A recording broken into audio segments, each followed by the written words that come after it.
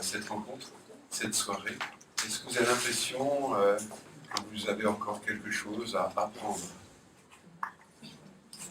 Encore quelque chose de nouveau, de différent, avec tout ce que vous avez appris jusqu'à maintenant? Parce que la solution, c'est toujours d'apprendre quelque chose d'extérieur. Est-ce que vous êtes venu pour comprendre, pour utiliser votre cerveau déjà bien musclé, le faire travailler encore et toujours? Êtes-vous venu pour une autre raison? Êtes-vous venu pour vous rencontrer, vous découvrir, être avec vous? Mais alors, pourquoi venir ici? Pourquoi avoir besoin de quelqu'un d'autre pour se rencontrer soi-même? Car où que vous soyez, vous le savez, vous êtes la seule personne au monde que vous ne pourrez jamais éviter. Vous êtes condamné à passer le restant de votre vie avec vous-même. Vous pouvez changer de mari, de femme, de boulot, de voisin. Mais vous allez passer chaque seconde future avec vous.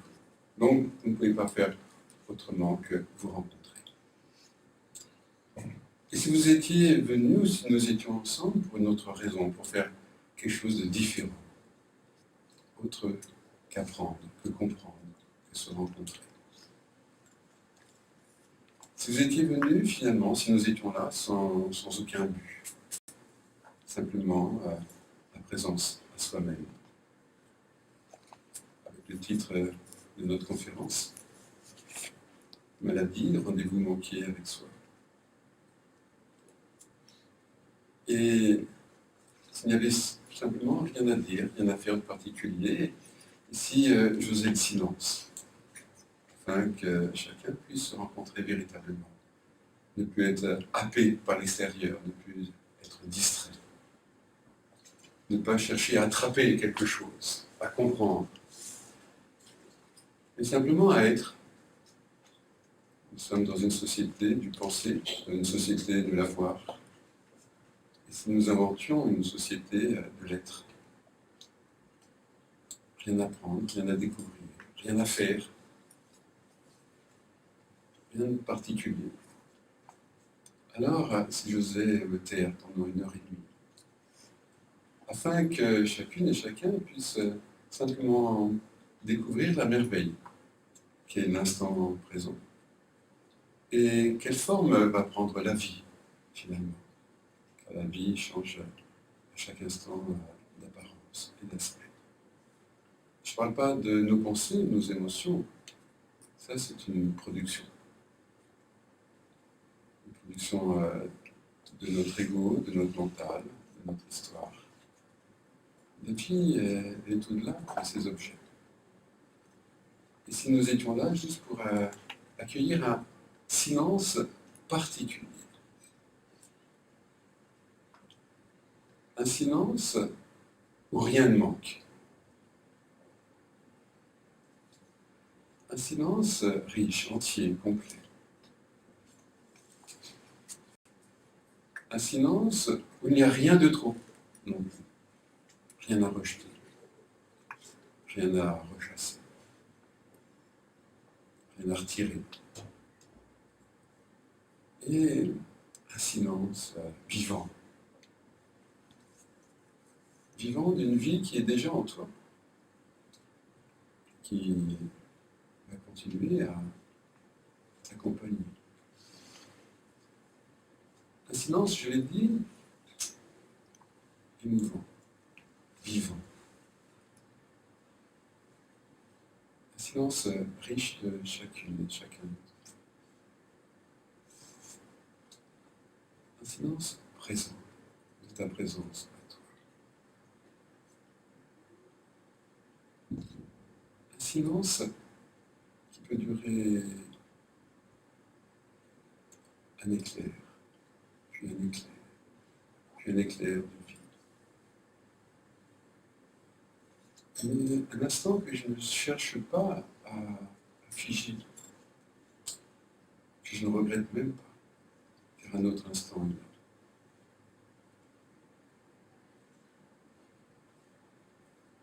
un instant d'intimité. J'accepte ce qui se passe, quoi qu'il se passe. C'est plus facile quand il fait beau, quand on a à manger, qu'il y a des amis qui nous aiment autour de nous. C'est plus facile à accepter ces instants-là, n'est-ce pas? Un instant d'acceptation de quoi qu'il se passe. Où que ce soit, avec qui que ce soit. Pas uniquement avec des amis, pas uniquement quand on a à manger, quand il fait beau, quand on est comblé. Toutes les formes d'instinct, quoi qu'il se passe. Comment sera ta vie?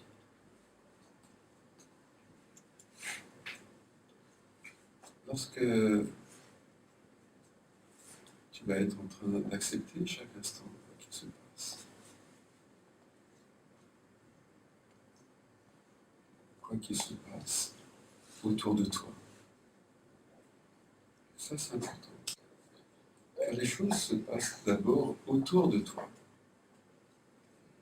Que ce soit le bruit d'un enfant qui peut te plaire ou te déplaire, qui peut t'amuser, te déranger. Cela est à l'extérieur de toi.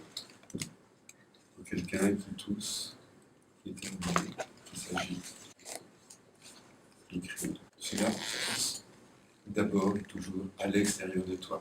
Et qu'est-ce qui fait qu'à un moment soudain, cela entre à l'intérieur de toi? Ce son, cette information, cette vision, cette nouvelle que tu perçois à la télévision, des attentats à tel endroit ou à tel autre, des calamités.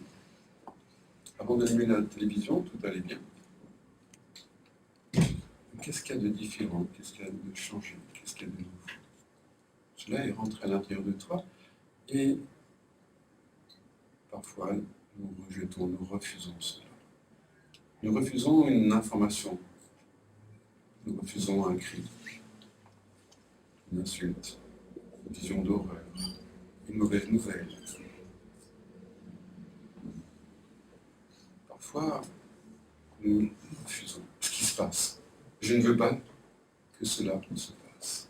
Je voudrais que ce soit différent. Mais qui en toi veut? Une partie de toi qui est en lutte.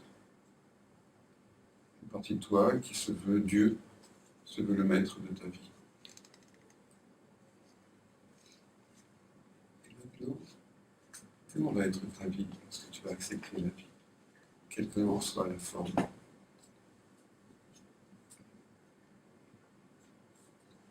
Car ce que je rechasse, ce que je refuse, me pourchasse. Ce que je chasse, me pourchasse. Ce que je rejette prend de la force, de la puissance. Car toute chose que je refuse, que je rejette, que je chasse, où va cette chose? Je refuse cette mauvaise nouvelle du licenciement, du déménagement, du voisin qui fait du bruit. Je refuse cette situation, je refuse cette parole, je refuse ce que me dit l'autre dans mon couple. Je refuse le comportement de mes enfants, ils se droguent, ou d'autres choses. Et quand je rejette quelque chose, je rejette tout. Quand je refuse une situation qui a déjà produit de l'émotion, c'est trop tard, je suis fichu. Il y a déjà quelque chose à l'intérieur de moi